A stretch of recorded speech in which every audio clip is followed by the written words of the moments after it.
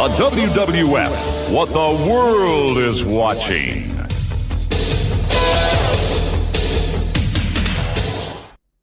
Turn it on and rip the knob off.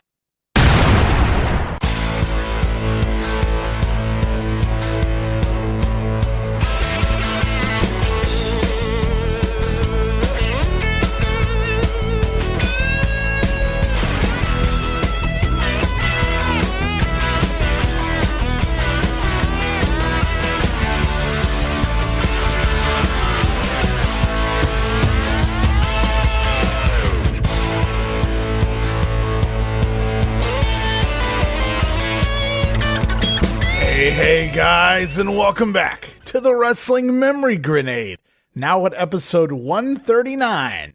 And I'm your host, Ray Russell, and this week, guys, it's a very special edition of the Grenade Show.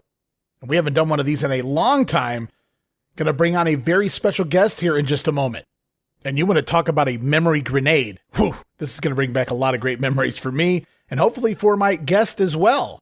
He is the current host of the Outdated Wrestling Hour podcast and the former managing editor of Pro Wrestling Illustrated. You heard me right. Hoping to go back in time and talk a little 80s, 90s wrestling mag fun and so much more with this guy. Please welcome to the show, Mr. Bob Smith. Hello, Ray. It's great to meet you.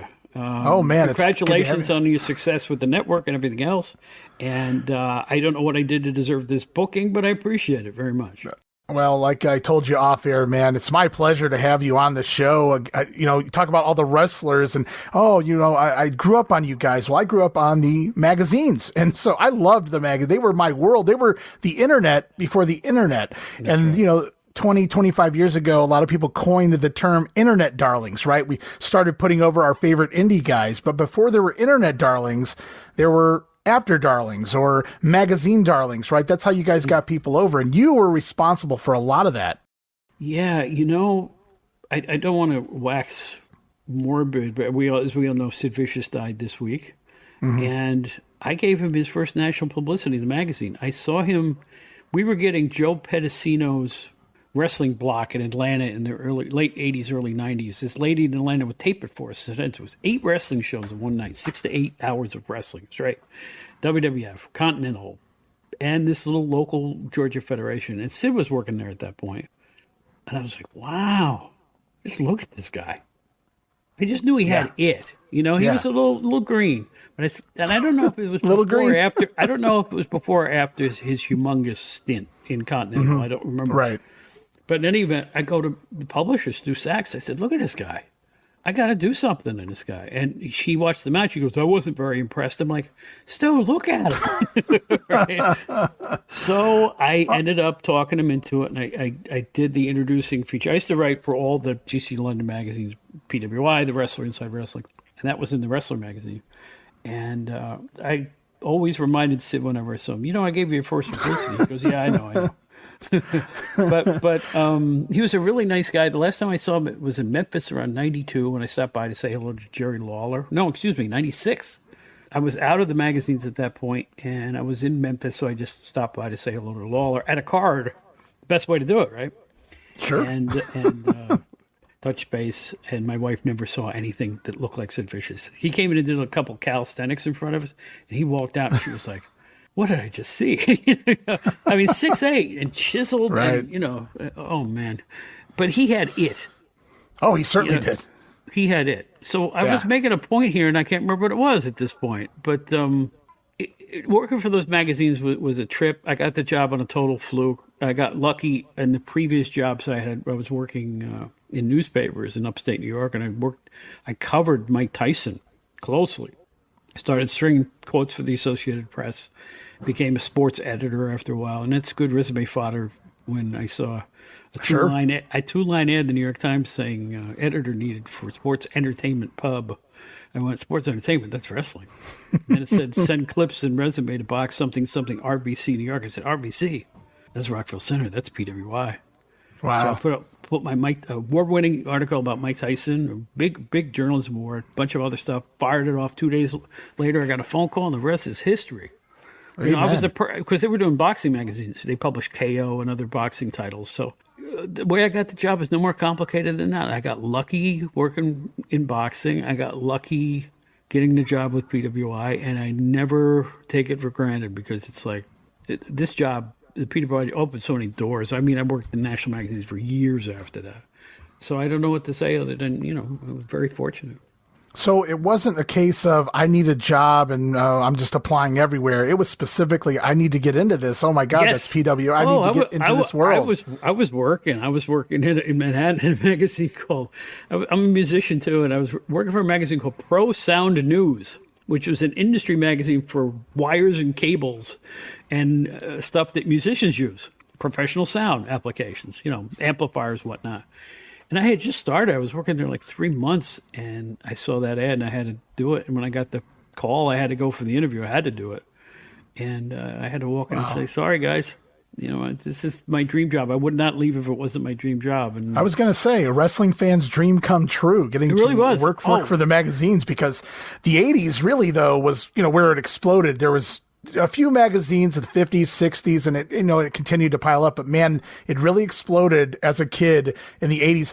People today, they talk about, you don't know the struggle of this, you don't know the struggle of that. Well, you guys today don't know the happiness of, me in the mid to late 80s into the early 90s going to those newsstands. Remember the old newsstands and getting to pick, going through all the different magazines, and depending on how much money I had, could I buy 2? Could I buy 3? Could I buy 4? Right. As many as I could. So I had to flip through as fast as I could while my grandparents were grocery shopping to try to figure out which ones were the ones I needed to get home, and look through.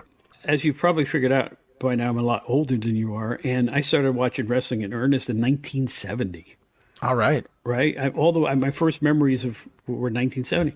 And it's like, oh, shoot, I used to spend my 50-cent allowance on Wrestling World or whatever one they had on the newsstand in my small town where I grew up. So it was like, yeah, I'm right there with you. I was a huge magazine fan into my adult years. I was buying the London magazines before I got the job, in my late 20s, I think it was at that point. So it's like, I think the wrestling magazines really were a conduit. And I think what made them special, it doesn't matter what brand they were, was that you could see wrestlers who weren't in your territory that you couldn't see on television. Now, for you who was into it in the 80s, that's when things started to erode. The magazines became a little less special, I think, because of national coverage.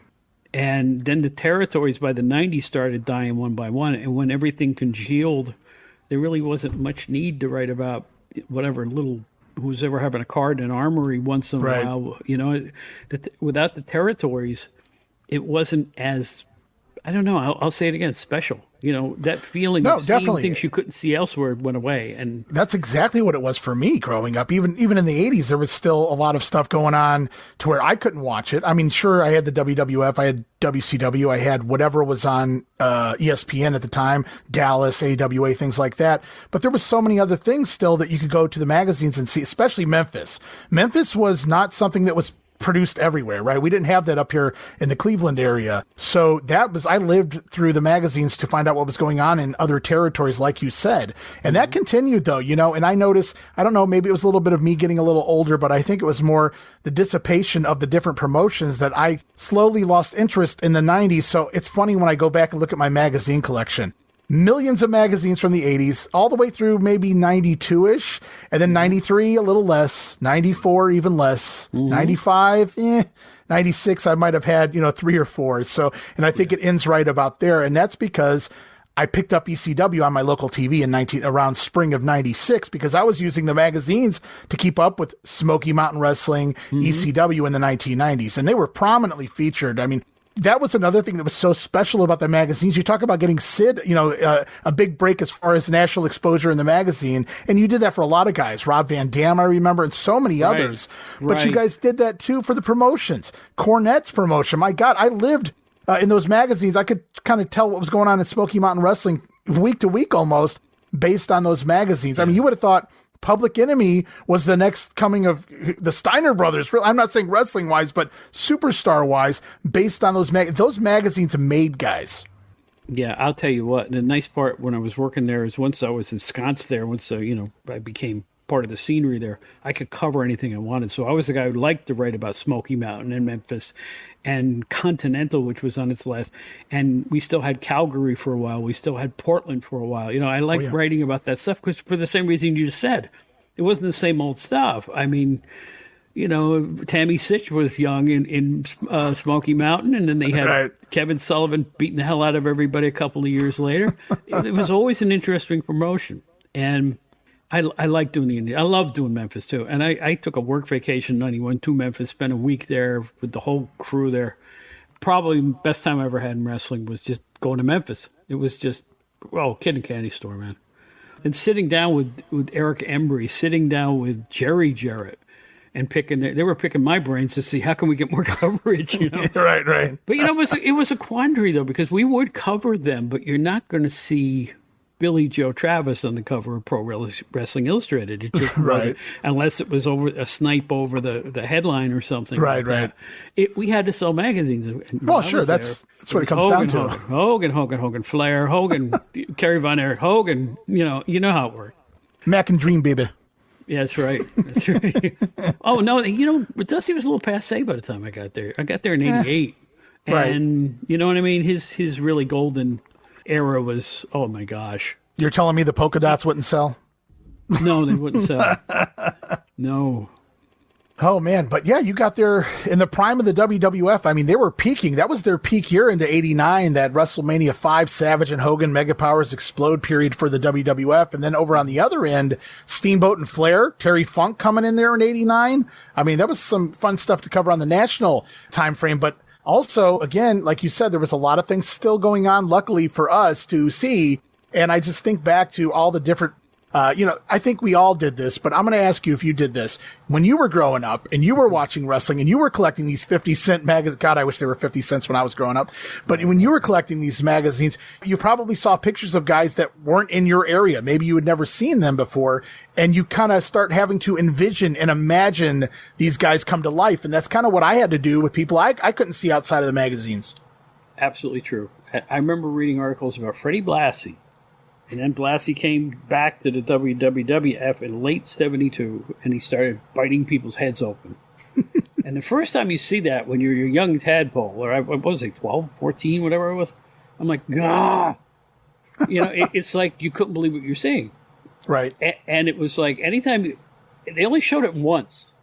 And then after that, they put what they now. I was going to say, did you get the dreaded X? Yeah, the X was on week 2. Yeah. And supposedly that was necessary. According to Bill Apter, the affiliates got upset. Whenever it was too gory, they would get upset. So in order to keep the affiliates happy, they would put the censored red X up. But I do also feel there was a psychological component to that. They could sell tickets off of that. If you want to see this gore, you better get to the arena. Yeah. Right? Because you can't absolutely. see it here. You got to go buy a ticket. And you know how wrestling fans think. Yeah, they want to see. There's the thing. Wrestling's a weird animal, man. It's like, back then, everybody loved the good guys and hated the bad guys, but they still wanted to see the violence. Right. No matter who was taking on who, I mean, they wanted the good guys to win in the end, but they still loved the violence. I mean, Detroit is a perfect example of that. Well, yeah, and I was going to say, being in Cleveland, we got a lot of the Detroit guys down here. It's basically almost all the same territory in regard. Not who was promoting, because you had Sheik up in Detroit. This was more Pedro Martinez, Johnny Powers. Right. But right. At the same time, a lot of the talent would, drive back and forth. So a lot of the same guys. And, for the longest time, it was Johnny Powers versus Johnny Valentine was the local main event, but it was also Johnny Powers and Bulldog Brower, which if you look at Brower, crazy eyes, crazy facials, but just, small though, in stature, but man, as wide as he was, in height too. And, just seeing Brower in his later years in the WWWF and whatnot, I could kind of tell my dad was a fan as a kid and into his early teens, and he would tell me stories of those guys. And I could kind of see where he was going with it, because he loved Johnny Powers. That was their hero. But like you said, they still wanted to see Brower come out there and at least maul the job guys at the time anyway. Boy, I can't believe you know so much about the NWF, which was Johnny Powers, because it's like that was the first show I got into in 1970. Oh, no kidding. Yeah, that was the first. That was shown in Albany, near where I used to live. I don't know why they promoted it, because it was far away from Cleveland and Buffalo, but they did Elmira, a lot, Utica, and Albany, and we got to see Kurt Von Hess and Johnny Powers and Abdullah the Butcher. Yeah, And young a much Abdullah. more svelte. Yes, Yes. Abdullah. I still have And- promo pictures of him wrestling Johnny from that time period. And Ernie Ladd and all the guys you just taled about. It was really good. It was a studio show hosted by Jack Reynolds and Ron Martinez. And the tragedy of the NWF is, and Ron Martinez stated this when his dad died, they never saved a single frame of that stuff. Here's why. They came on those U-matic video cartridges. Right. They would tape over them to save money. Well, I'd heard, a lot of territories did that back in the day, but I was going to say, you ain't kidding in regards to there's no footage out there. I'm in Cleveland. I've been looking since I was in my teens, Right. 30 years, and I've never seen anybody come up with anything. And of course, this is long before VCRs. Yeah. So I've literally never seen any footage of Championship Wrestling with Johnny Powers was the name of the program. So he Right. actually had his name, and it's kind of like saying Superstars of Wrestling with Hulk Hogan. So that was the local show, and it was filmed at, or taped. I don't know if it's live or was it taped at WUAB. It was only 5 minutes from my house with the TV studio wow. that it would have taken place at. Yeah. And in Parma, I was in Cleveland, but Parma's right next to Cleveland where I grew up in the west side of Cleveland. And yeah, so I was like, about 10, 15 years too late to enjoy it, be old enough to have enjoyed it. And according to Ron, there's not a frame of that stuff. Nothing. I believe it. I've never You'll be seen a lucky picture of it. You'll be lucky to find photographs of those guys. It was just, it's like the forgotten federation because nobody can see any of it at all. Nothing. Not even film. There is one film piece. It's a famous one. You've seen the Ox Baker Riot, right? Sure. Yeah. That's NWF. Right. Downtown Cleveland. Yeah. Yeah. Yeah, So that's the riot. only bit of film I can find. Chief White Owl, White Little Owl, Abner right. Osborne, like I said, Von Hess and Von Stroven, and it just kept going on and on. They had a lot of good talent. George Crybaby Cannon would come in with the Mongols. They had the Mongols for a while. So one of them was Bill Eadie at that point. Bill Eadie, right? Yeah, one of the Mongols here in the territory. It's funny because when I was a kid, a lot of kids they're watching Hulk Hogan, they're watching the Ultimate Warrior, and I'm not going to lie, I was 8, 9, 10, 11. I loved me some Ultimate Warrior, work rate or not. Okay, don't judge me for that. But at the same time, my aunts and uncles, my dad would just randomly mention Johnny Powers, Johnny Valentine, like you said, the Mongols, Abdullah the Butcher, Dick the Bulldog Brower, and all these names. And I would kind of try to sit under their learning tree. Now, they were just wrestling fans as kids. They didn't study it like me, but they had memories and they could share. I remember when this happened or I remember when that happened. So anything I could pick up, I would. Same thing with magazines. It was great to be 8 years old and get a WWF magazine, all the pretty pictures, but it didn't take me 3 months into collecting magazines to realize what are all these other magazines here, on the newsstand. And I opened those up and, oh my God, I was just built differently, I guess, because I never really, it wasn't just about the WWF and entertaining me. I wanted to learn from the get-go. At age, 6, 7, 8 years old, I just started trying to learn the business, the history. And the best way we could do it back then was the magazines. There was no internet. I was far away at the time. So, in the 80s and even into the mid 90s, I was just using magazines and anything I could. Oh, I remember this name and trying to look up the name and just trying to put things together, their careers as best I could. And so I've really been studying this literally my whole life. Wow. I like I said, I was reading the magazines even as a full-grown adult before I worked for PWI and the London company. I just, every so often I would see one on the newsstand, I'd buy it. I just didn't even think twice. Of course, the magazine was $1.75 back then. It was a little easier to do than it is now. Sure. But I will say this, PWI Today is really good. Have you seen it? I have not. I've been out of the magazine world for probably 20 plus years. I'll tell you what, I don't mean to hide that. I have no connection with it. I haven't sat down in an office there since 1994. I'm telling you, they've got the flavor back there. It's a whole slick paper magazine there, and it covers the entire wrestling world. They're doing a bang-up job. The crew they have now is doing a great job. And it's laid out well, it reads well, and it's really pretty. I mean, I wish our magazine was that pretty. It's completely slick now. I was going to say, with today's technology, I would expect nothing less from guys like that. I'm sure it is. Unfortunately, it's just not my cup of tea in regards to what they're covering. I would like to say, hey, you guys got all this to go back and kind of revisit.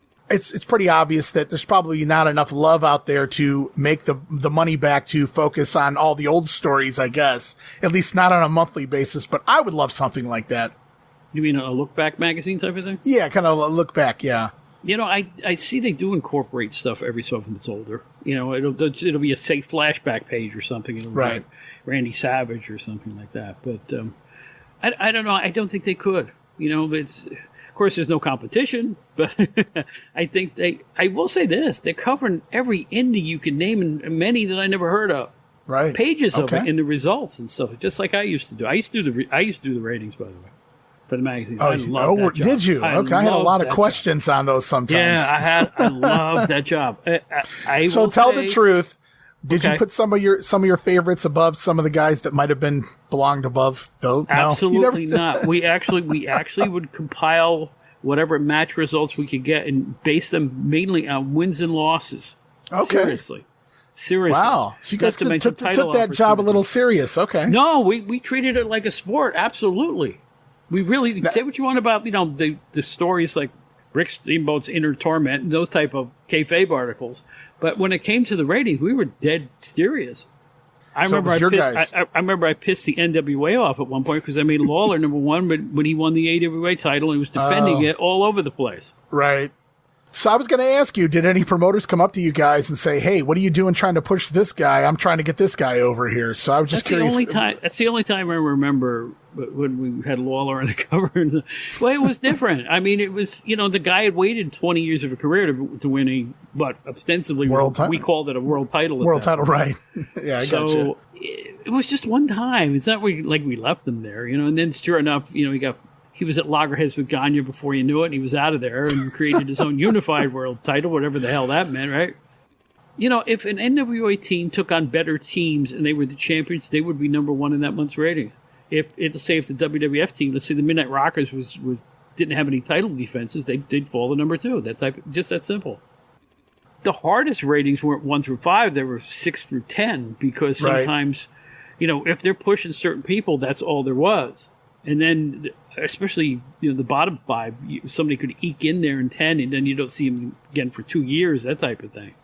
But people took that seriously, those magazine rankings. They took them seriously, Bob. They really did. So, gosh, don't even talk about the PWI 500. Dude, I wrote the first 2 all by myself. I was going to ask you. That was my next question.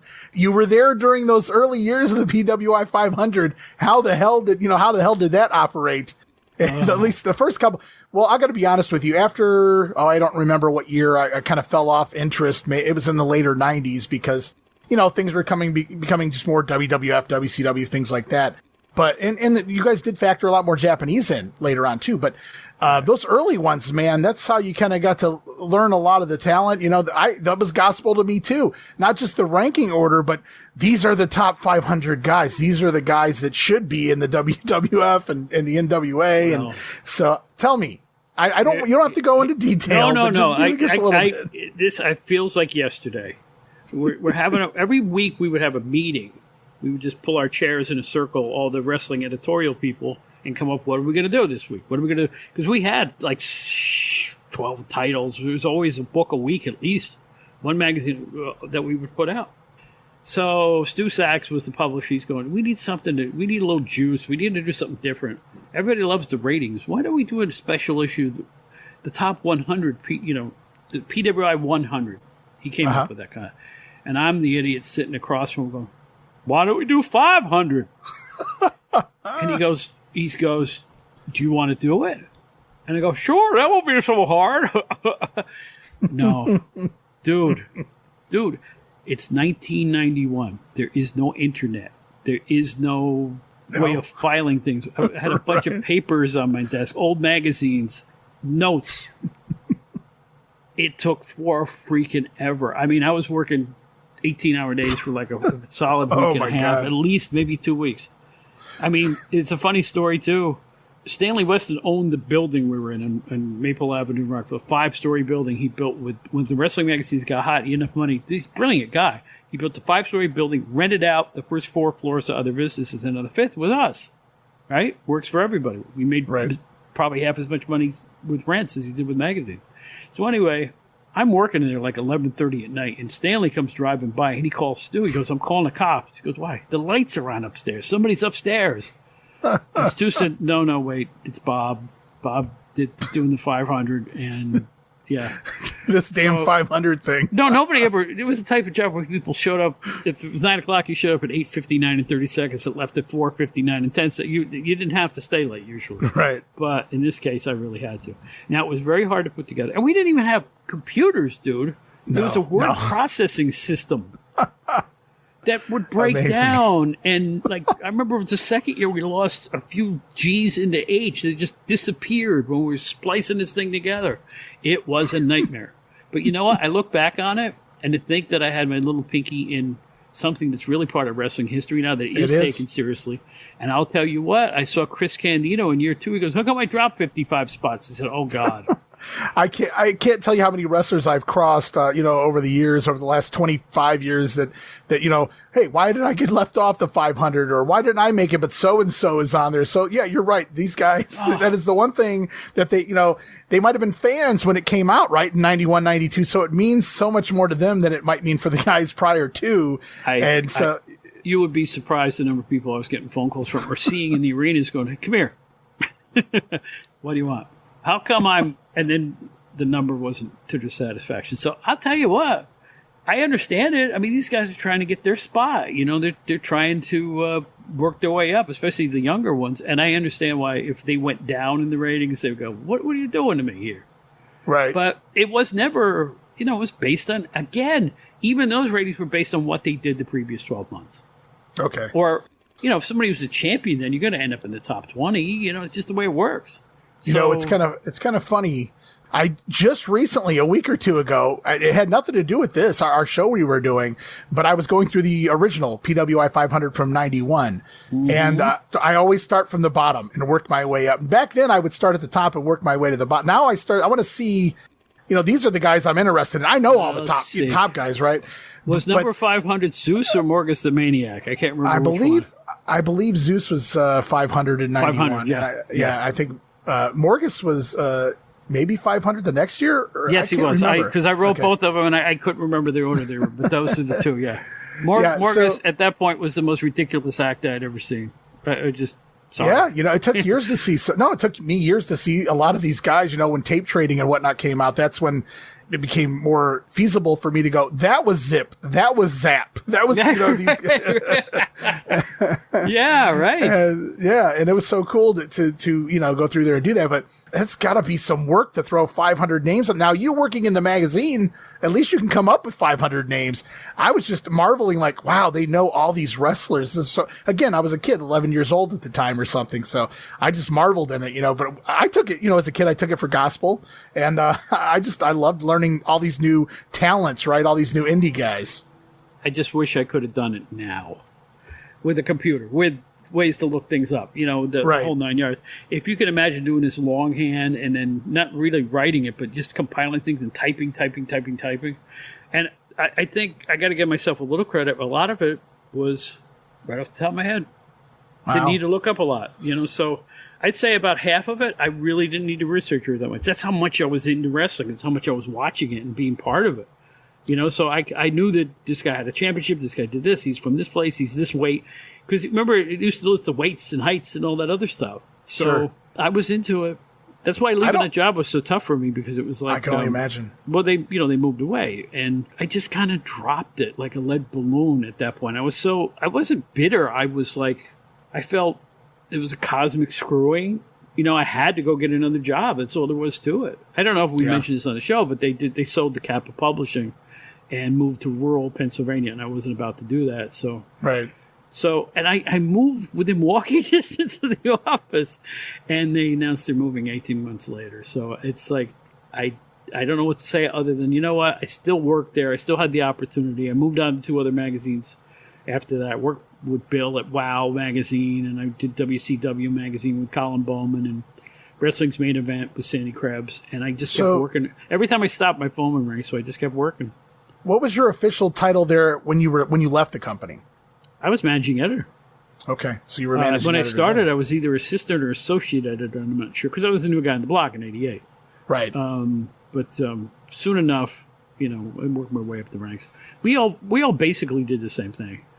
The only difference with being managing editor is, I had to kind of actually put the magazines together as opposed to... And create the 500.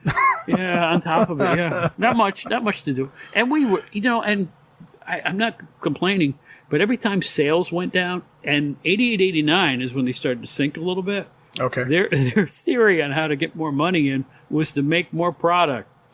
Let's do a new Well, I title. bought Let's it. do a new one. Let's do a digest. Let's do a weekly newsletter. Let's do this. And You got my money anyway. I don't know about everybody, but you got mine. That's for Thank you. That's for Thank sure. you. I appreciate it. I hate to pull the old man back in my day, but again, I hate to go back to this again. But again, no internet back then. You guys could make or break a star, and I remember giant articles and these awesome pictures of guys like Mondo Kleen, right? I'm like, oh my God, this guy's like the next big heel. And then Damien DeMento debuts in the WWF, and I go, okay, maybe not. But man, according to that magazine, just those pictures, I mean, those could make a guy, right? I mean, I think about the articles you guys did like on the Blackhearts with Luna Vachon. Right. And those still, I haven't looked at those magazines in 30 years, but the pictures are still in my brain. I'm talking to you right now about them.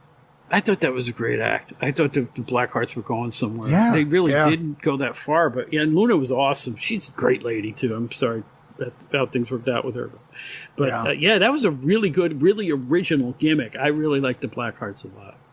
Yeah, I thought, just from the magazines, I thought these guys are going to be something. They had a extremely brief cup of coffee in WCW around 93 or so. They came in for one or two TV tapings and then they were gone. And I was like, damn, because unlike Damien DeMento, I still love them. I love them in the mag, but I love them in WCW. I'm like, this works for me.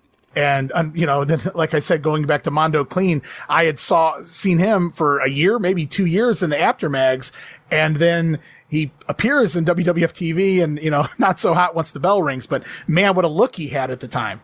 Yeah. But it's funny with Mondo Kleen. He had that was the look they were going with. If you looked at their roster, everybody was like tree trunk legs and huge guys. And he was one of those. I just think it was unfocused. Damien DeMento, what did it mean? I mean, who was he? Where is he from? Nobody really explained it. And I don't recall him staying, longer than 6 months or something like that? I mean, I think in total he was there about a year, but yeah, it was about 6 months on TV, and then he just worked the house shows, and they finally let him go when they did the big cuts in 93. They never really focused on him, and I think that he was just kind of an oddity to the fans, and it didn't get him over. They didn't help him, we'll put it that way. I feel like they brought him in with his gimmick, the Mondo Kleen gimmick, and he never really had a chance to explain to them what it was. And they just kind of went, all right, go out there and do your shtick. And they really didn't know what to do with it. I think that's exactly right. That's happens way too many times. Go back to that envisioning thing of all the different magazines and all the different stories you did on so many different talents. And a lot of them eventually made it to TV. Some of them didn't. There's an article on a match, and I go back to imagining what this was, right? Through the pictures in the magazine. There was an article one time on an indie show. I believe it was in the Carolinas. This goes back to 90, 91. It was Nikki Airhawk versus Agent Orange. And there was like a 3-page spread on this match. So you would have thought it was like a 5-star match, right, Meltzer? And there shows this Nikki Airhawk guy doing a dive off the top rope, down the aisle and all these things. And these guys never made it. And lo and behold, within the last 10 years, a few of their matches pop up on YouTube. And I go, oh, okay, wasn't as good as I thought. But man, as a kid, I thought these guys were the next big, like this feud was as big to me as what I was watching on TV. Mm-hmm. Magazines can do that. It's like they had that power to make. When I was a kid, I thought a guy named Johnny Heidemann was a big star because there was an article on him. 1971. He's just this little plug bald guy. Oh, he must be a big deal. No, he wasn't really. Somebody just did an article on the guy. Right. He was just a prelim guy, really. And I was thinking, oh, he looks tough. No, he wasn't tough. But that was like the Kaiser books and those books, like the ring wrestling. They would do an article on anybody. I got to know Donnie Liable a little bit. One of the first article he ever wrote was on Silvano Souza, an enhancement talent in the early 80s right. WWE. And the article said, look out, world, here comes Silvano Souza. And he never won on television, and he faded away just as fast. So, sometimes they can make you look good. But that's what the other magazines used to do. They used to always, anybody who would stand there and pose for a picture got an article, it seems. Some of those books. But that was the difference between, I think, our brand, the GC London brand, and a lot of the others. In that, and I'm not putting anybody down at all. But most of us at London had worked in legitimate sports. We'd worked in boxing. We'd worked in news. So we were writers and editors that just happened to be covering wrestling. Whereas I think the other wrestling magazines were wrestling fans trying to be writers and editors. I'm not saying that's wrong, and I'm not saying it's better or worse. There was a difference in the readability of the magazines that I think is you can't argue with it. Well, I think we've talked a lot about the magazines, but I think people want to know a little bit more about your fandom too. I want to make sure we get some of that in. So let's go back to the 70s here for a little bit, if you'd like. And you talked about, one of the first wrestling promotions you got to watch was the Cleveland promotion, the Pedro Martinez stuff. But I'm assuming eventually you caught on to the New York territory as well, the WWWF, living in your area. Here's what happened. I'm living in the Albany, New York area, and the NWF is on for about a year and a half, 2 years, and it's gone. We just went off. 6 months goes by, and there's a new wrestling program. And it's WWF, but the host wasn't even Vince yet. They showed a show with Bill Cardille as the host. Yeah, Bill Cardille, yeah. And it was Bulldog Brower, just like you said. I remember seeing Bulldog Brower, and it looked big time to me because it was an arena and everything else. And then the very next week, there's this jazzy theme song, if you can imagine. It said, Championship Wrestling with Vincent McMahon. And here comes Vince Jr. in one of his earliest appearances as an announcer, right? Wow, and I used to take my cassette player and hold it up to the TV and tape the wrestling matches. The audio, I didn't save them. I didn't save them, but I know I taped them, and I would listen to them over and over again. That's how much I was into this stuff. And, again, when you're young like that, you don't know who's the star and who isn't. I thought the Black Demon was a big deal as a heel, and Joe Turco, and, because it was the first shows I'd seen. But as you wait around, they brought in Chief Jay Strongbow, who was just, by the way, he gets such a bad rap. 71 through 73, he was it, man. Right after Bruno and Pedro, he was just it. Yeah. A big draw, super popular. People like to bash him for various reasons. But I'm telling you, he was big coin. He was the snooker of his day in terms of like being a serious 1A or number 2 on the East Coast. He was huge. And they brought in Tony Gurria in 72, who at that point had the highest drop kick I ever saw. I'm serious. He had an amazing drop kick, and he stopped doing it for some reason. I'm not a Tony Gurria guy. No, but when he was young, he was pretty good. And then again, remember, this is young, impressionable Bob you're talking to. Sure, absolutely. And then as time went on in the WWE, they always had what I called the salt and pepper shaker heel championship teams. The Samoans, the Yukon Lumberjacks, the Japanese guys, the Moondogs. You know what I'm saying? It was like they were always a match set. Sometimes they didn't even have names. Yukon number Pierre, 1 and number 2, right? Yeah, the Executioners, exactly. Number 1 and number 2. That's all. They just threw black masks on Kowalski and Chuck O'Connor, who was Big John Studd, and called them Executioners. That was it. And it went over. They never even bothered to name Afa and Sika half the time either. They had numbers Simone, sometimes. number 1 and number 2. Yeah, depending on the city they were in anyway. I think wrestling promoters think fans are dumb and wouldn't remember the names like Afa and Sika. Right. Well, I think that's why they gave all the women just one names in more recent years. It's Tiffany, it's Michelle, or whatever, but they wouldn't give them a last name, and I think that's dumb too. But wrestling fans aren't that dumb that they wouldn't remember their name. Right. Well, they only care. Well, they're female. They only care about their first name. Right now, come on now. Oh gosh. But man, you got to really watch basically from the inception of Championship and All Star Wrestling. Then you guys you got to watch. Well, you had to live through Antonino Rocca doing color as well. Oh yeah. Oh yeah, General. Yeah, he used to take his shoes off and they'd put a close up of his socks. That was supposed to make us all very happy. Yes, Antonino Rocca and Bruno obviously did it for a while, and Pat Patterson did it. Pat Patterson, right? I'm missing somebody. Yeah, those were the days when they usually had a second for Vince, and it worked better that way. I will say this: in his youth, Vince was not all that awful as an announcer. I think. No. It's only when he became a showman in the 80s and he started yelling everything. It's like he was really pushing. You could what a maneuver! He was a salesman then. Yeah, and he stopped being a sports announcer. He was not all that bad when he had the yellow suit, trying to copy Howard Cosell sometimes. There, yeah. But Pedro Morales was champion when I first started really getting serious about it, and I loved those days. I loved them, and I used to go to the Washington Avenue Armory in Albany, New York, near where I was from, and it was a little 5,000 seater.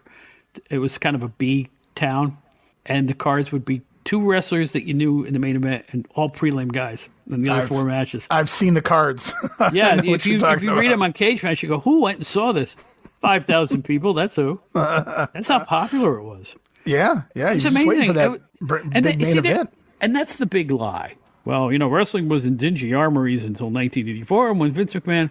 Right. There were some big events in the 70s. I mean, the Super Bowl in Cleveland, you had the Inoki thing, you had all kinds of things that were going on, a couple of Shea Stadium cards, big events in the Crockett territories. It didn't just, Vince didn't snap his fingers and change wrestling in one day. Right. It was always popular. It wasn't always in the VFW hall. No, it wasn't, although it was. Yeah, a lot of times it was. But that's the way they promoted back then. If you watched a local card or a local TV show, they'd say, does your civic group need to raise money? Call us at this number and we'll set up a card for you practically in your backyard if you have enough room. So, they would sell out, boys clubs. The local Hudson Boys Club would have wrestling twice a year. But that was great. We got to see the stars right in our high school, Yeah. Well, a lot of cities back then, didn't have arenas, even like basketball-sized arenas, right? That happened over time as well. So if you wanted to see it in your town, that's kind of where you had to go, was a high school or things of that nature. Well, yeah. Albany, even though now it has a 20,000-seat arena, but back then it didn't, so they had this large armory, which, by the way, is still being used for wrestling. Wow. MLW and TNA have taped there. I'm like, wow, that's it. I can't even believe that building is still up, let alone hosting wrestling events. So that always warms the cockles of my heart to find out the place I went to when I was 11 is now still doing wrestling, which is really cool. That's pretty damn cool, yeah, because I know they opened the Richfield Coliseum in the 70s, and Vince, was the first one. They tried wrestling in there 2 or 3 times, different promotions, and I can't imagine they even sold out the floor. But Vince finally, came in there and he started working the Richfield in the mid-80s. But they shut down the Richfield Coliseum by the end of 94, so it was only open about 20 years. Mm-hmm. Yeah. What's nice, too? The advent of cable around, I guess, 73 or 74, where I lived, which was a small town.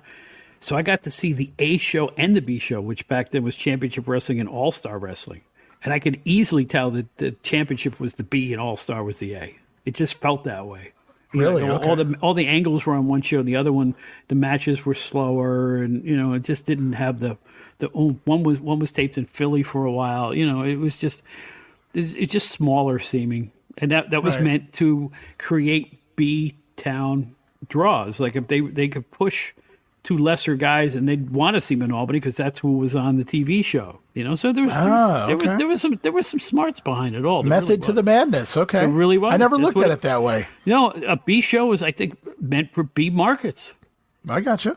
And that makes sense too. As a kid, I didn't notice the difference between Superstars and Wrestling Challenge, even though Challenge was the B show in the 80s.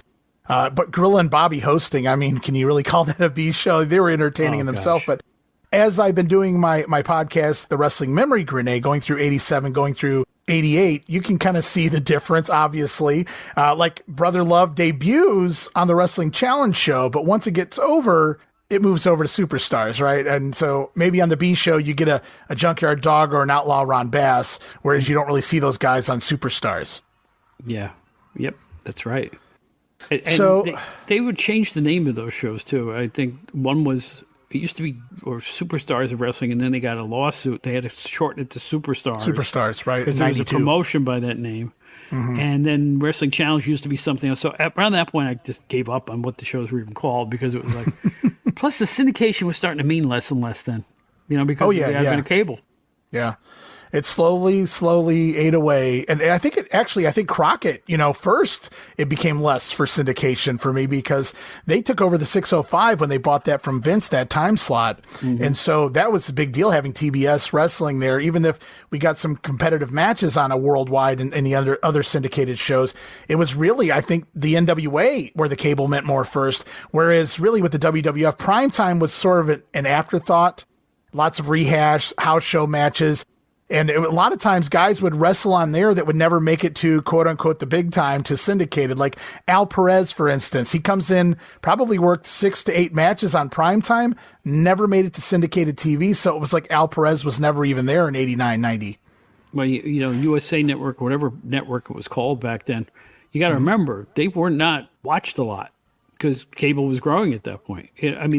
It was that network had been on a long time, but it was fringe programming at this stage. Now it's just like another network. You know, Right. the way they program. So the way things were they wanted cheap programming, and I think WWF gave it to them. Sure. Here's 2 hours on a Monday. You know, it worked out very, very well. And they actually started to draw when they were doing the TNT and all that other stuff. Their ratings were starting to get really, really good. So then they said, hey, we got something here. And then I think that's when they got more serious about building a network. I'll tell you, I think WWE built the USA Network. I really do. I wouldn't argue that whatsoever, because it was Southwest Wrestling that started on USA. That didn't work out so well. Vince comes in and says, hey, why don't you check out my stuff, pal? And I think they start out with a couple of house shows on there. They do a couple of shows up there somewhere in the Northeast. I can't remember, maybe the Cap Center or something like that. But they do a couple of those shows on the USA Network. And then, boom, they got TV. They got TNT. They got Primetime Wrestling. And the rest is history. Obviously, by the 90s, they got Monday Night Raw. So, yeah, it worked out for them. And they're leaving at the end of this year, though. They're moving to Netflix. Yes, but it's been a long run outside of that, a couple years when they were on TNN. Yeah, TNN, that's what it was. Yeah. Whatever they changed the name to there when they were on there. But, yeah. It's been a long run, but it's coming to an end, and time goes on and everything, changes and evolves. But yeah, you're right. I think they probably had as much responsibility helping USA as Georgia Championship Wrestling did with TBS. Yeah, and you know what I forgot about too? For a good long time, HBO showed Garden Cards, Madison Square Garden Wrestling, before it moved to the MSG network, which was a new thing at that point. But they were on HBO. Right? Yeah. Yeah. Those are HBO original was ones. Trying to find its feet. It even says, if you go and find some of those older things, Home Box Office presents. I'm like, that's right. Yeah. I totally forget it. You're absolutely right. I know that as fact, but I always forget about that because yes, there's so many facets to wrestling TV. There really are. Yeah. It was always there as, all right, we need content, but then it actually helped build the brands back in the original inception of the cable channels. So they can thank wrestling for that. Hey, wrestling helped build television sets. They always say Gorgeous George sold as many TV sets as Milton Berle back in the 50s. Have we evolved as a society? Because in the 1950s, the thing that built TV was live pro wrestling and game shows. What's on primetime now? Live pro wrestling and game shows. Have we evolved at all? I don't think so. Everything old is new. There you go. It's full circle, man. I love it. I have to go. I got to watch Press Your Luck. No, I'm kidding. It's I can't believe the all new Press Your Luck. The all new Press. Right? I mean, how does this work? I can't imagine sitting down and watching a game show in primetime, but a lot of people must do it. Yeah. I don't know, man. My wife loves the Game Show Network, so I can't really say a whole lot. I just kind of let her do her thing, and I just go about my day on the computer here, sitting here doing the podcasting deal. I have a guilty pleasure. The least rated television show on the air is a show from Byron Allen called Funny You Should Ask, which is just a bunch of comedians answering questions. It is the most side-splittingly funny show on TV. Nobody watches it because it's on all these fringe channels and stuff like that. Yeah.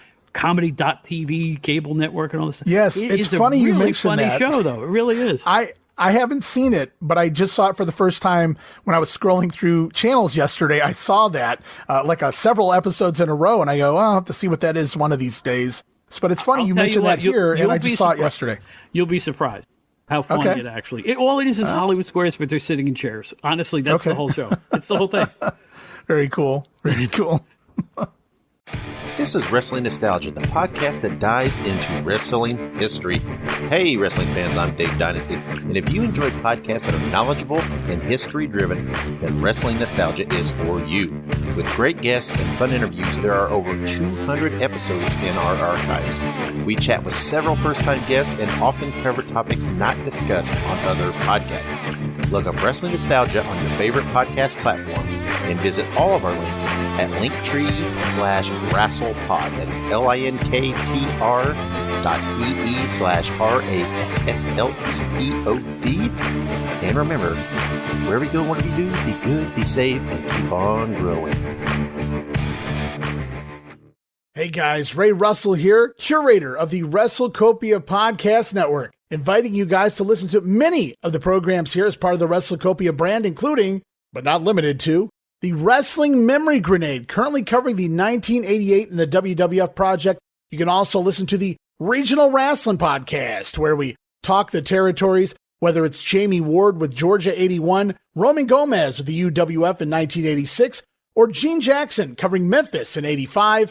3 projects going on right now over there at Regional Wrestling. You can also listen to the Wrestling Stoop with the legend himself, Bob Roop. Bob goes back in time each and every week, covering not just his career, but countless stories and interactions with hundreds of wrestling names spanning his 2 decades in the business. But that's not all. You can also check out the Puro Wrestling Academy with the professor of Puro Resu, Mr. Dan Ginnity. Dan and I go back in time and cover the history of Japanese professional wrestling in the English language. And you can listen to all of those shows and more, all part of the WrestleCopia Podcast Network, located over at WrestleCopia.com. That's WrestleCopia.com, and anywhere your podcast streaming needs are met, from Apple to Spotify, Pocket Cast, and beyond. And while you're at it, why not subscribe to our social media guys for all the latest goings on here at the WrestleCopia Podcast Network. Plus, I'm constantly adding old school video clips and pictures from throughout wrestling history. You can follow us over on X, formerly Twitter, at Wrestling Grenade. That's at RASSLIN Grenade. Also, follow and like me, Facebook.com/Wrestling Grenade. And why not subscribe to YouTube.com/Wrestling Grenade. And of course, now would be a fantastic time to become a WrestleCopia patron. I'm talking about that $5 all access tier over at patreon.com/WrestleCopia. That address again, patreon.com/WrestleCopia, where you get so many gifts for just $5, including all of my insanely detailed show notes for every episode of The Grenade Show, Regional Wrestling, and the Monday Warfare podcast. You'll also get early access to a lot of the podcasts here on the WrestleCopia brand, where you can listen days and sometimes as much as a week earlier than the rest of the listeners. We also offer remastered versions of the earliest episodes of The Grenade Show, covering the 1989 NWA project. Includes enhanced sound quality, plus new content and conversation never heard before. But that's still not all, guys. You also get at least a dozen digital downloads for your viewing and reading pleasure each and every month, plus random bonus video drops, and of course, the Patreon exclusive Watch Along series, covering many past WWF and WCW events. And if that's not all, videocasts, also now a part of Patreon. And for those who like all of their podcasts in one nice, neat little pile, the WrestleCopia Patreon also offers a Patreon exclusive Spotify account. You can actually go over to your Spotify with your WrestleCopia Patreon credentials. Instead of listening or downloading directly from Patreon, you can go over to Spotify, listen to all the latest shows, including all of the early releases.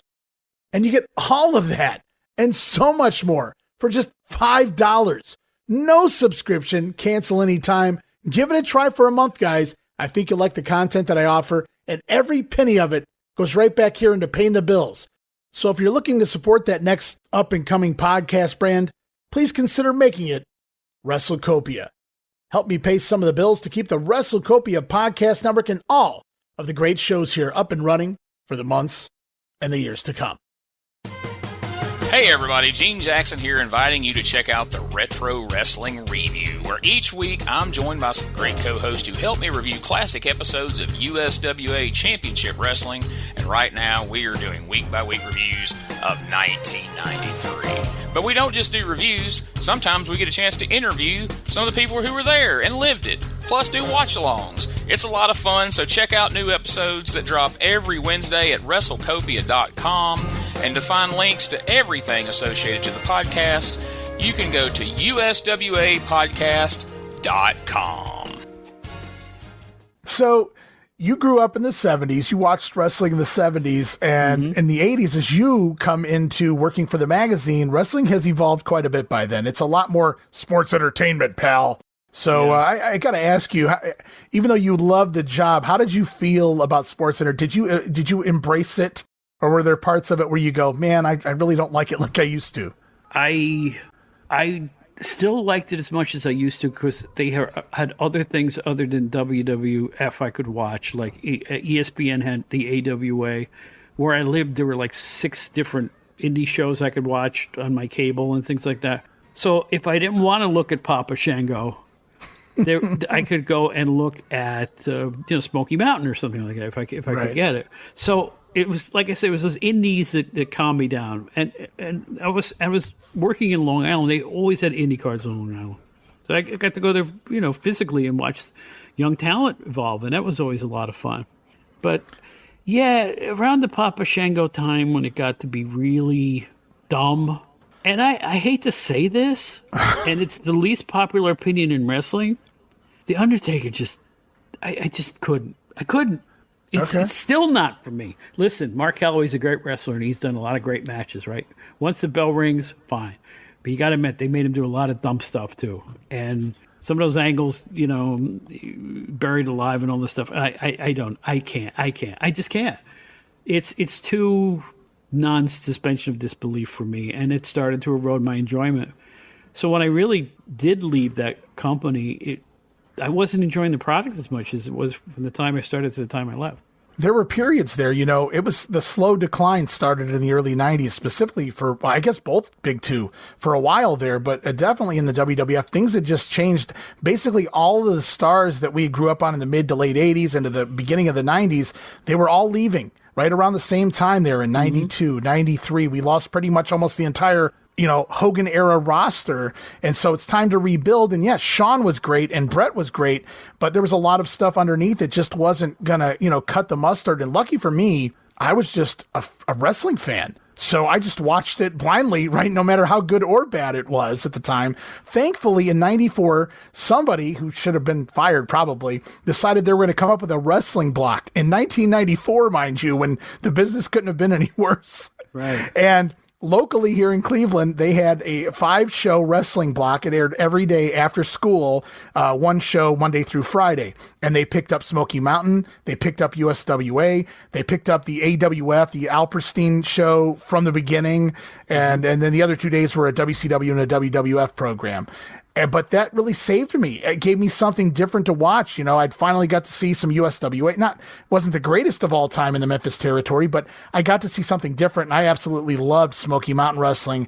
I got to see Eddie Gilbert in there right before he passed away, and I got so many great memories from that time period. Seeing Al Snow and what he became when he first came to the WWF, I go, man, that guy was a riot in Smoky Mountain. But so that really saved me, I think, to a degree. It gave me something fresh and new, the stuff that I could only see in the magazine up until that point. Yeah, everybody wanted an alternative.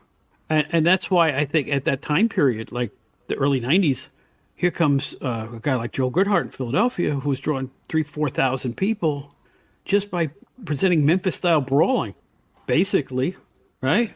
Sure. Todd Gordon at the time, who I got to know at that period when he was working with Tri-State, was saying, I want to bring Memphis wrestling to Philadelphia. That was the whole birth of ECW. Just that thought. Sure. I want to bring Memphis-style brawling and wild action here. And he did. Right. Yeah, he didn't have the guys, but he certainly emulated the style for sure. Yeah. Hey, let me tell you, those early Goodhart cards were big draws. People were coming from all over the East Coast to see those shows. We were very lucky that most of those made it to tape, in completion. So those are out there, most of those early Goodhart cards. And you're right, he was bringing in some real talent, and those guys were going out there and working like they were working for the big leagues, man. There were some really good matches on those shows. Mm-hmm. The problem, though, as good as those shows were, and as good as other promoters have tried to do in a similar vein, I remember a guy named Gordon Schizzeri. You cannot bring in major league talent, pay them major league money, and make a profit at the end of the night. It was just that simple. If you brought in too much of that, sure, is some guy who was the champion of the USWA's juniors division going to make you money in Philadelphia for 2 straight cards? Did they really care that he was there? But they were booking not only like the Paul Orndorffs of the world and Jerry Lawler and Terry Funk. They were booking like, guys from Calgary and things like that, and Japanese stars.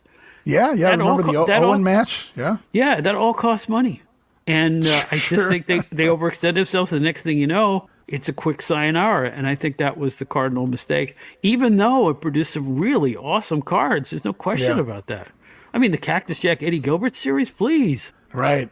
Yeah, crazy. And we're lucky to have that out there on film. It's it's good stuff to watch for anybody who can find it, and it's probably on YouTube anyway. But I still have the original tapes I traded for back in the 90s to see those matches. But yeah, you're absolutely right. And of course, that was the predecessor to ECW, and that leads me to my next question. Bob Smith, did you ever attend an ECW show at the ECW arena? Sir, I was the first television host for ECW. When it was Eastern Championship Wrestling, when Todd started it, he picked me as his host of his first television show. A couple of them are on YouTube now. This is going way back. It was the Sandman and J.T. Smith. Yeah, it was around 92, 93, yeah. All those local guys, Johnny Hotbody, Tony Stetson, Tommy Cairo, all those guys, along with they had Snuka coming in and Jim Neidhart coming in and other people you've actually heard of. When they had taped a bunch of matches with Dick Graham doing play-by-play. Right. Todd goes, Bob, you got the same sensibility I do. Will you come and be our TV host? I said, why me? I had a freaking Billy Ray Cyrus mullet at that point, and I didn't think I looked the part. And he's going, no, I want you to come and do my play-by-play. So I did, and I hosted the wraparound show. And I did about 6 episodes of that in the beginning. Then I did a live card, which ended up on WWE Network. I knocked me down with a feather. My voice was on WWE Network with something called ECW's Bloodiest Battle. The Hidden Gem. Okay, that was I got you. Yes, that was me. Yep. And I'm like, holy smokes! I never saw it. And it was after that card that I quit.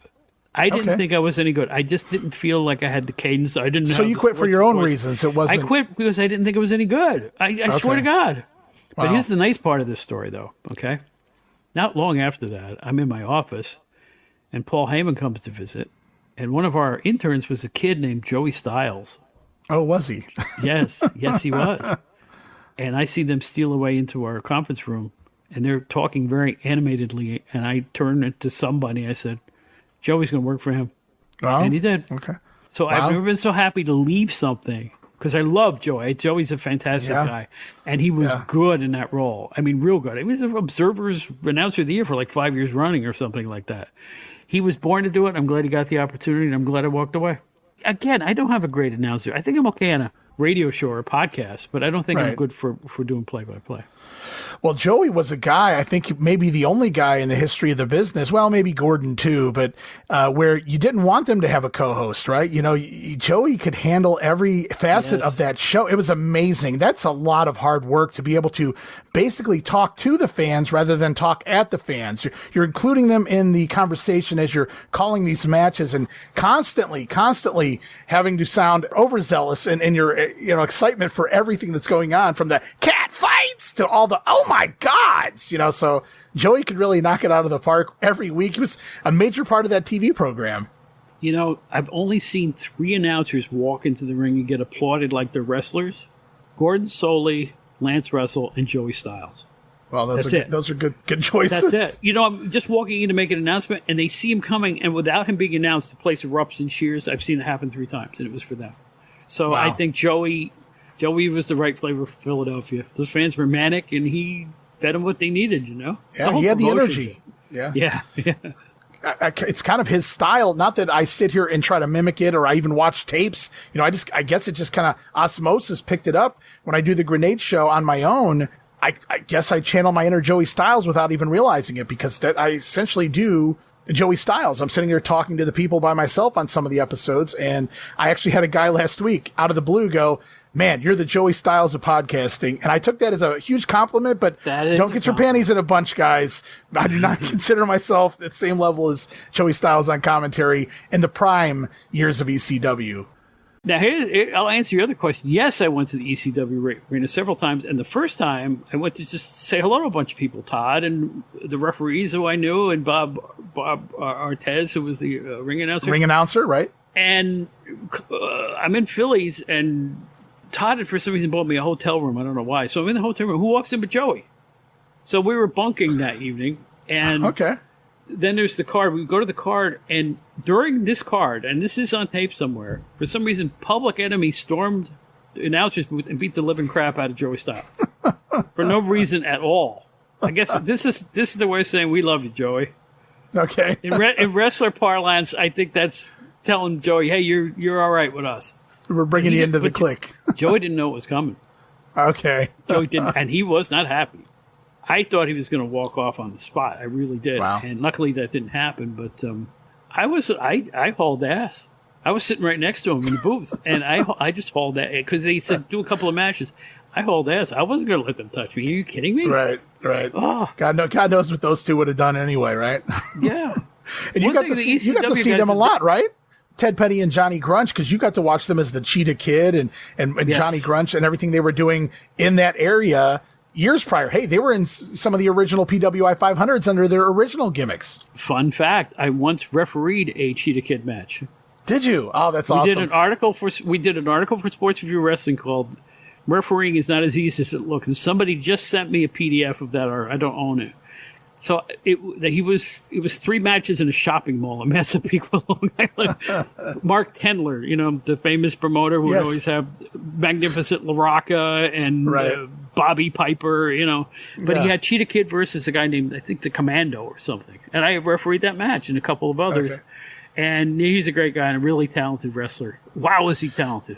Oh, you're telling me just being able to go back and see some of the Savoldi stuff and other things that he randomly would appear on from time to time. But there is a name that, you know, I'm glad we brought him up because I talked about the Mondo Cleens and the Public Enemies and guys, you know, things like that were in the magazines, the Blackhearts and et cetera, et cetera. Cheetah Kid was, he was a focal point many times in those after mags. And to me, he was my Tiger Mask and I had never even seen him work. You guys did an excellent job putting him over in those magazines. And he was one of the very few times when I got to see him live on video. He was just as good as I was envisioning as a kid in my mind. Yeah, he was the Ricochet of his time.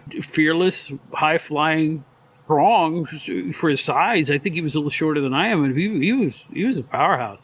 But it doesn't matter how he got over. I was just so happy to see him get over, finally, because he paid his dues for a long, long time.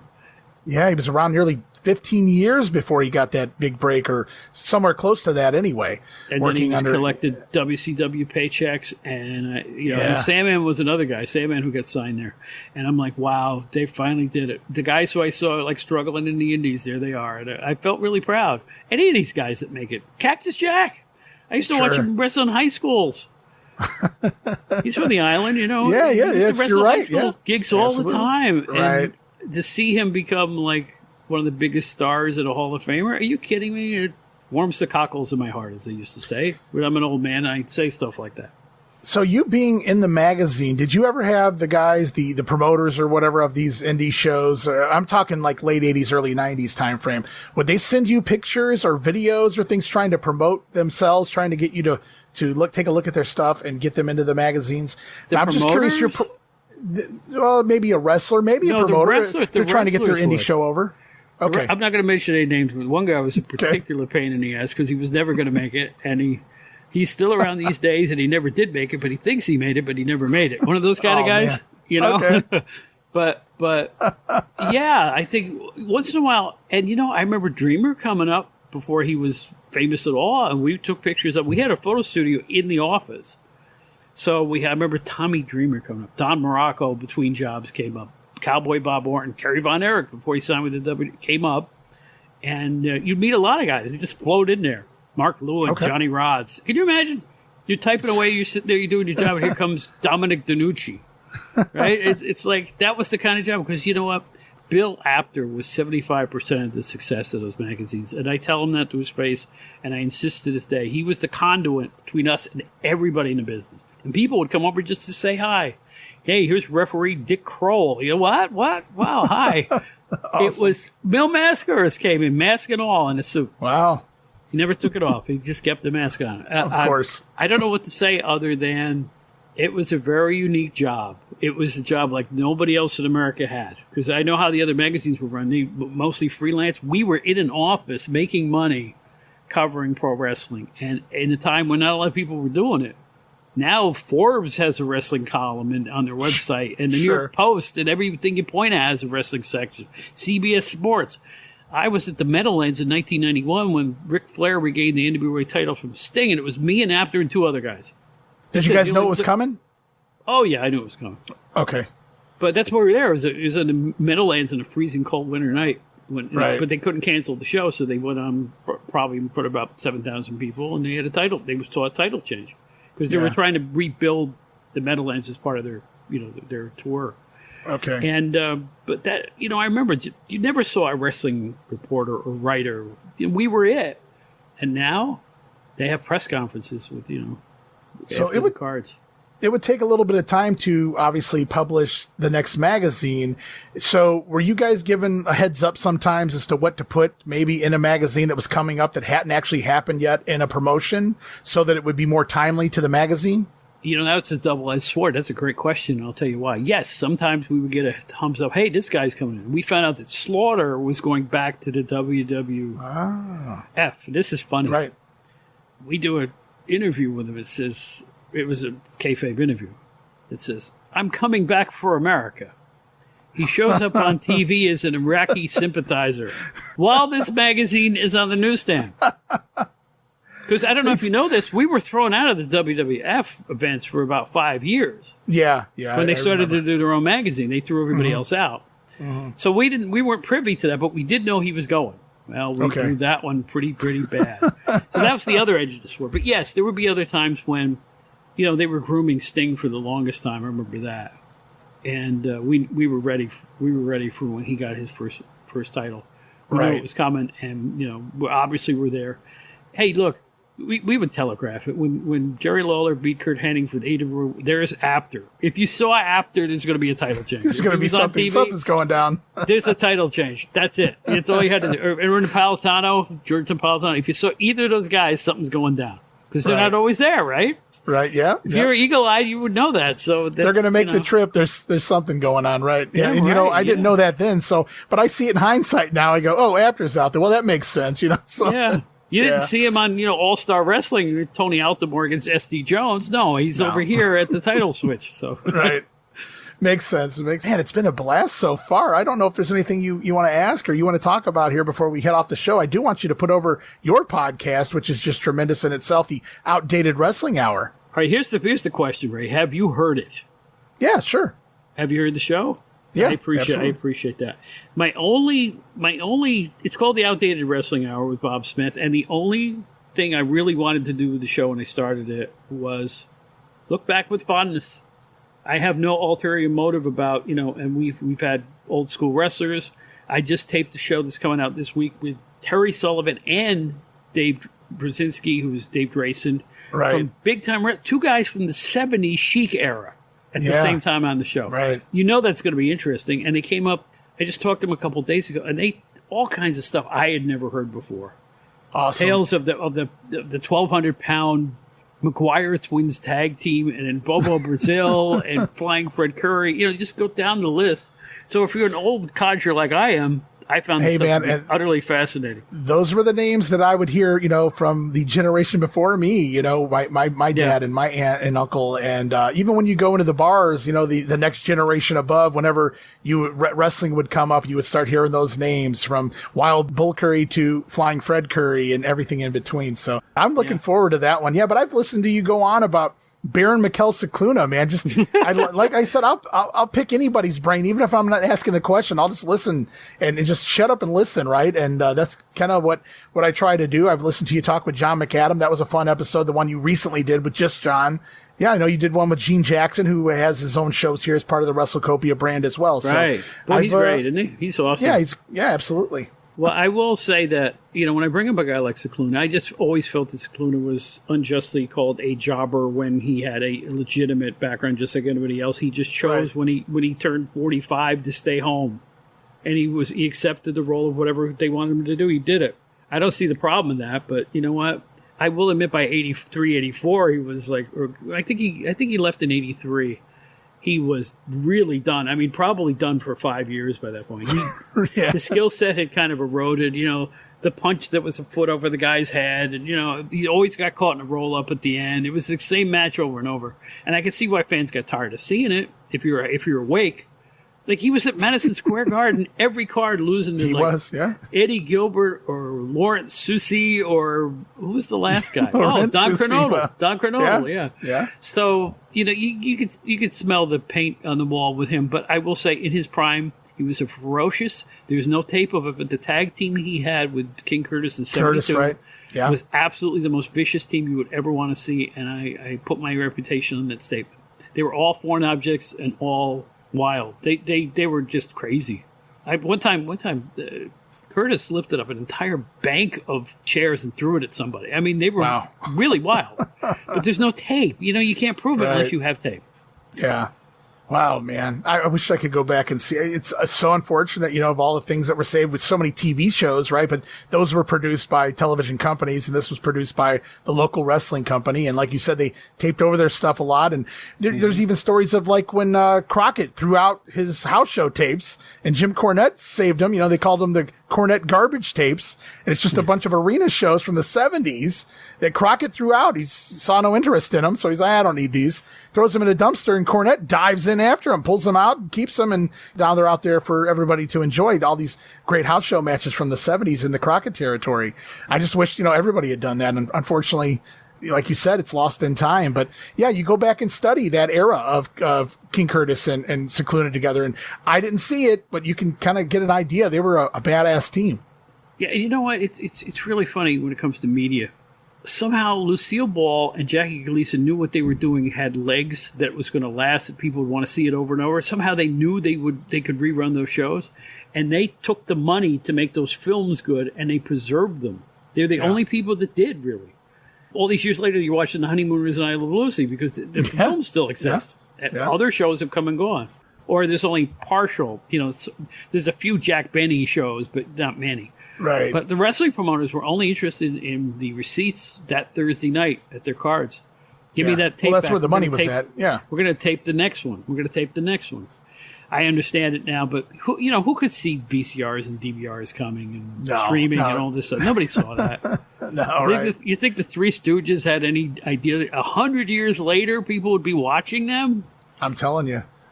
I gotta love me some Three Stooges. I think it's the 100th. Is it the 100th anniversary? I think it is. It's got to be close to it. Got to be right around there. I know they did some vaudeville. Yeah, I know they did some vaudeville, and then they went right into whenever the pictures. Yeah. So talk about a winning team, Bill, Larry, and Curly. I'll tell you. But not a Shemp fan, huh? Oh no, I like Shemp. I'm a huge Stoogeholic. I read every book. Every book I bought the big black box set of their complete adventures. God, no! Awesome. Don't get me started on the Stooges. That's another. That was episode. my era, right? That's my era. Popeye and the Three Stooges before I went to school every day. Right on. They run at 7 a.m. and then walk to school. It was awesome. Good stuff. Yeah. Ooh, well, I mean, damn, man, we covered some ground here. We talked a lot about the magazine business and some of your memories too back in the day, and that was fun stuff as well. So I don't know, man. I hope to have you back on here pretty soon. We can continue to joust back and forth with our memories. I'll do that if you come on my show too. How's that sound? Well, we'll make that a deal then. We're shaking hands virtually here, fans. We are going to do this, and no, I enjoyed it too. When I sit here talking to you, it's the same as when I talk to an old-time guest that I have on. I feel like I'm 27 or 30 or whatever old I was, and I'm back in Rockville Center. I feel like the years just melt away, and somebody like you will jog my memory with just mentioning a name, and then you're off on a tangent, and you talk about the things you've seen and experienced, and that's worth its weight in gold. It keeps you young, I think. I hope I'm not as old as I look, but, or I hope I don't look as old as I am, I should say, because I turned 65 last year. People say, "Oh, you don't look it," but yeah, you look pretty good, man. You got a few years on me, but I have that same feeling, going back in time. It's like I told you, I haven't looked at some of those magazines in decades, but I still remember the articles. I still remember the pictures. They come back to me, and I got a giant smile on my face from them because it takes me back to good times. And you know what's gratifying for me? All these years later, I tell people, here's an email address, write to me if you have anything to ask me. People send me PDFs of old articles and go, I remember being a kid on a school bus and reading this column that you wrote on somebody. You know what that means? That means you entertain somebody. That's the whole idea of all this stuff. Right. And that is a great feeling that people remember. I did John Arizzi's podcast for a year, and I couldn't believe that a bunch of people remembered me at all. I thought only John did. As it turned out, all the fans did too. And that's why I started my own thing as well.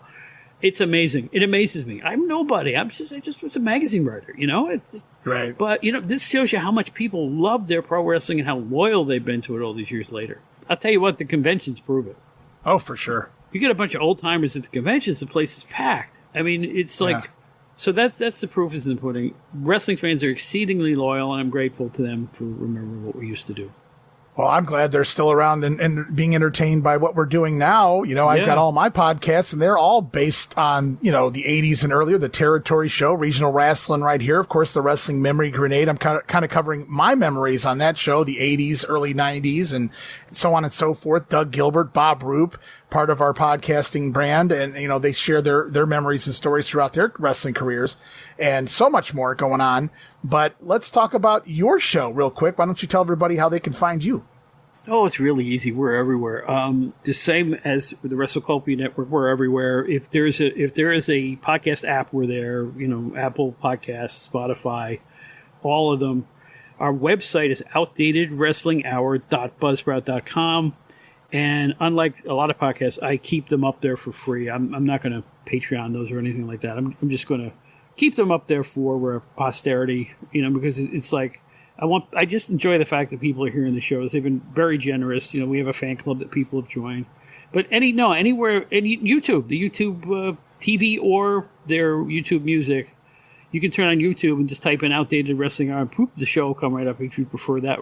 Hey, that's how I got into wrestling podcasts in the first place on YouTube. I used to listen to Cornette's show that way because they cut them up and the Travis Henkel art, and it was so cool. And that's how I got into wrestling podcasting in the first place. So. We're everywhere. You know what? Here's the easy thing to do. Just like with WrestleCopia, type it in your browser, Outdated Wrestling Hour, it'll come right up. You'll have your choice of where to hear it. And just that easy. If anybody wants to contact you, Bob, can you tell them how to do so? Yeah, outdatedwrestling@gmail.com. Or find me on Facebook. I'm the only Bob Smith that's singing with B.B. King on my page. Okay. No, I was, in 1995, I stealed away for the better part of 15 years. And I was a blues artist on the road by the name of Robert Charles. And I performed with John Mayer and B.B. King and a bunch of famous people and did really well. Awesome. Too old to do it now, but, pretty damn cool. And, we've also started a second podcast called the Outdated Entertainment Hour, where we're talking about music and movies. And we're going to do the top 100 TV shows of all time. Maybe a Three Stooges episode down the road, huh? We already did it. Did you? We did it. Yeah, we did one. Yeah. I haven't gotten to that program yet. I wrote an article online in 2012 when one of their box sets came out, and I just read the article. Oh, that's told awesome. You everything you needed to know about the Stooges. That's going to be my first episode. The most popular article, we had Brian Solomon on it. We did a thing about animation. What is it? MeTV Tunes is a new all animation channel that's kicking ass. And then we did a show on the Guess Who from Canada, the classic rock band. And we did a great show about comic books from the olden days, from the 70s and 80s and whatnot, with a real expert on that. So it's just, I'm trying to rekindle some fun memories of old times. That's really all it is. That's what it's all about, man. Yeah, that's what keeps me happy, right? Yeah. Not the editing so much, but the actual programs. Wait a minute, hold the phone. You do your own editing too? Absolutely. Oh, you're a man after my own heart. Oh man, guys, fans, let me tell you, this stuff is easy. The editing. Oh, please, man. Right? Yeah. If you're going to edit it right anyway, right, Bob? And if you ever had a great interview only to discover a bad track, oh, God. Right? Have you ever gotten a bad track? Like there's a little garbled or there's some clicking or something you don't know where it came from? You got to work the magic, man. Yeah, you do. And I'm still learning. I've been doing it for 2 years now. I'm still learning it as I'm going along. I'm still trying to find some answers to some questions on certain things. But you know what? It's worth it. You know, you have a fun show. Like the ones we've done this week and talking with you right now. You know, I'm happy. You know, it's like, and I think good conversation rules the roost on podcasting. I'm convinced. For sure. And we walked into this. We didn't discuss anything before. We just you popped in here, and I said, "Are you ready to roll?" And we just we got to rolling. Yeah, yeah. But you know something? I have learned I copiously avoid notes now. I think I have enough of a knowledge base in my head. If I know who the guest is, I can ask questions off the top of my head, which is a beautiful thing, really. Right. Absolutely. You know, so I'm fortunate in that regard, I guess. But no, this is fun, and I hope the people who listen to you and me are having fun. That's the big deal. Yeah, well, we were fortunate enough to have you this week as a guest. It's been a while. It's been some time coming. I'm happy we finally got you on the program. I've seen you lurking on social media since you started doing podcasting, and I said, I got to get this guy on my show. And I'm so happy you were able to do it, and I appreciate you taking the time out. I just appreciate you being here, Bob. Thank you so much for being part of the show here this week. You know, I am a late bloomer when it comes to the other wrestling podcasts, but I look at all of us as a community, I don't compete with anybody. And I'm discovering your shows. Like I said, I talked to Gene, who just started the show with Mr. Gilbert. Right. You guys are doing a hell of a job. You really are. These are good shows, and I'm happy to discover them, late as it may be. And you got a fan in me, too, so keep up the good work. Well, we appreciate it. And remember, we made that deal. Yes, you ain't heard the last of us, folks. Well, I can't wait for part 2, man. Thank you so much, Bob. Hope to talk to you again very soon. You got it. Well, that was an absolutely fantastic episode of The Grenade. I needed that, kind of moved away just for a week from the 1988 WWF project. But we dive back into that next time, guys. As we jump into August of 88, going to look at all of the news and show results for the month of August leading into SummerSlam. Some great sound bites coming from the Boston Garden, Philadelphia Spectrum, even the Los Angeles Sports Arena, and so much more. And don't forget, be sure to hop on over to patreon.com/WrestleCopia. Join that VIP superfan tier today to check out WrestleFest, the videocast. Me and Copia's own Gene Jackson had tons of fun calling the near 3-hour event. We know you guys are going to enjoy watching it along with us. Again, Frankenstein together, the entire 15-match card. If you're enjoying the current 88 project there in the World Wrestling Federation, you're absolutely going to love that. And hey, SummerSlam 88 right around the corner there, another VIP videocast. So join the Patreon today, as spots are indeed limited. And as always, constantly dropping new videos and pictures at all of my social media. Over 20 new videos posted just this week on social media. You guys can check out from Georgia, the UWF, the Memphis territory. And you can do so by following me on X, formerly Twitter, at Wrestling Grenade. That's at RASSLIN Grenade. Also, follow and like me, Facebook.com/Wrestling Grenade. And lots of new footage also up if you guys subscribe to YouTube.com/Wrestling Grenade. But until then, this is Ray Russell saying from pillar to post and coast to coast. You pull the pin, and I'll pick up the pieces right here on the Wrestling Memory Grenade. See you next week. Don't miss it. Be there!